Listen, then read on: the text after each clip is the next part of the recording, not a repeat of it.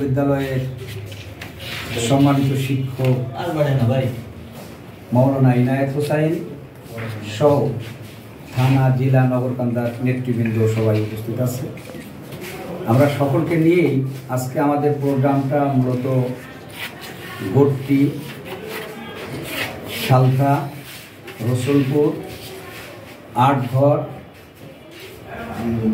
সোনাপুর, যদুনন্দী, ফুলবাড়িয়া, বল্লভদী, পুরাপাড়া, নগরকান্দা, তালমা, লস্করদিয়া, আমরা এই এলাকায় আমাদের মনোসংযোগ চালিয়ে যেতেছি। কিছু সংখ্যক শেষ, সামনে সন্ধ্যা পর্যন্ত আমরা মনোসংযোগ চালাবো।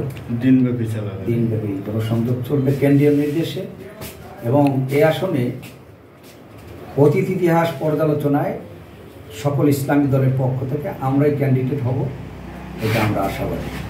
এবং এই বরদাস মাথাটাই আগামী নির্বাচনে এই নগরকান্দা ইসলামী দলগুলো, মূল্যবোধে বিশ্বাসী দলগুলোর পক্ষে প্রতিযোগিতা করছে।